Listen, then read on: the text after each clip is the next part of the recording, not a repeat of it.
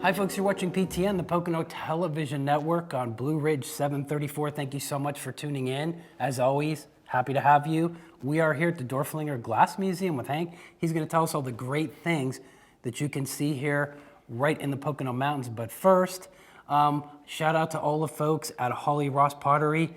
Ashley spoke to them recently. Awesome segment. You got to make sure that you watch that. So now I think we want to talk to Hank though. So Hank, tell us, who is Christian Dorflinger? Christian Dorflinger was a glassmaker who was born in France in the 1828. Went to learn how to make glass as an apprentice when he was 10. Came to the United States when he was finished with the apprenticeship with his family, his mother, his brother, and his sisters. Eventually he ended up in Brooklyn, New York, where he started making glass in his own factory in 1852, primarily kerosene lamp chimneys. Kerosene had just been developed and there was a need for chimneys for those lamps, and he came up with a chimney design that was very successful, and that is really what helped establish his success in glass making. But the chimneys were ordinary everyday glass that you would use that were made with soda lime, because they would tend to break with the heat of the flame. And so that success helped establish his reputation for making glass in Brooklyn, and he eventually built 2 more factories. But in one of those, in 1861, he made a set of glassware for a lady in Washington by the name of Mary Todd Lincoln for the White House. And that really helped establish his reputation for making high quality lead crystal tableware. So he actually did that a lot for presidencies, correct?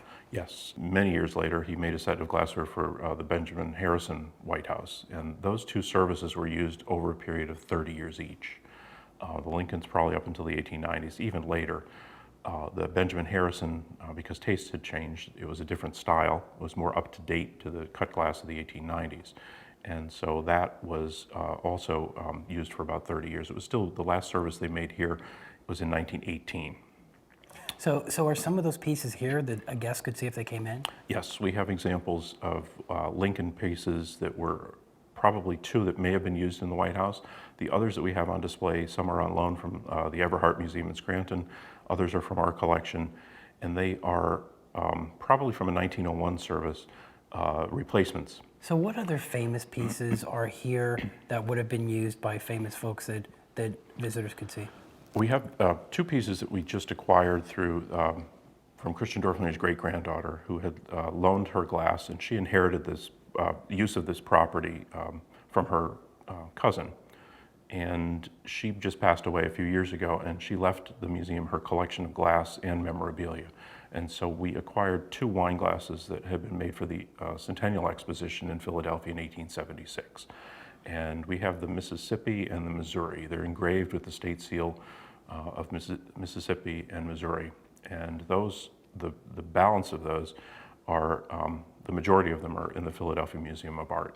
So a lot has happened since then, but if you have a guest visit today, what would be one of the things that you would want them to know right away? We exhibit a very specific type of glass. It's a very small niche of American rich cut or American brilliant cut glass that was produced between the 1850s and 1920. Dorflinger was the top maker of that as far as quality and reputation, and built a brand of Dorflinger. You thought of Dorflinger, America's finest glass. He and his, through his son and his other sons, established this company and created a brand similar to what we think of today as Waterford or Baccarat.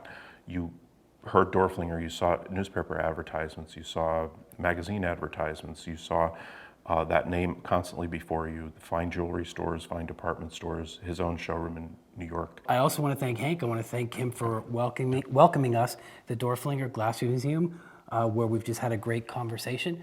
We hope that you watch more of these type conversations on PTN, the Pocono Television Network.